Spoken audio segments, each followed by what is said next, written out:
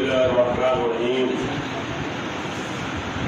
نحمده ونصلي على رسوله الكريم أما بعد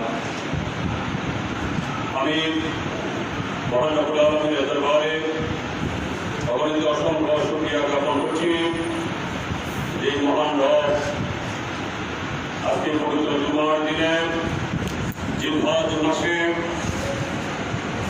পবিত্র ঈদ উল আজহার পূর্ব দিনে এখানে এসে উপস্থিত হওয়ার এবং আপনাদের সামনে দাঁড়িয়ে একটি কথা বলার তৌফিক দান করেছেন। আমি সেই রব্বুল আলামিনের দরবারে অগণিত অসংখ্য শুকরিয়া জ্ঞাপন করছি। আমরা সকলেই কালিমাতুশ শুকর গুজার করে সকলে বলি আলহামদুলিল্লাহ।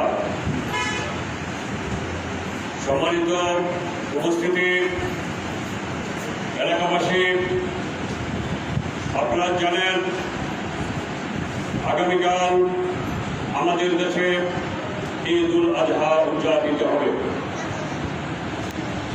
এই ঈদ উল আজহা কি এ সম্পর্কে আপনারা অনেকেই জানেন। আমাদের মোহতারাম খতিব সাহেব নিশ্চয়ই বর্ণনা করেছেন। কুরবানি শব্দের অর্থ হচ্ছে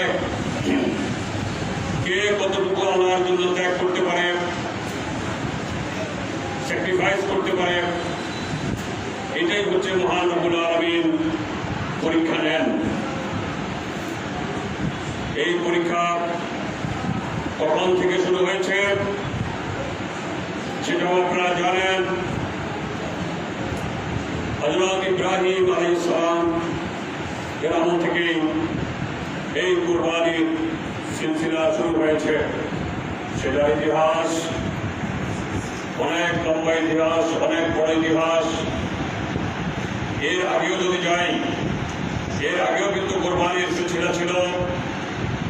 আমাদের আদি পিতা হযরত আদম আলাইহিস সালাম ওই সময় যদি কোনো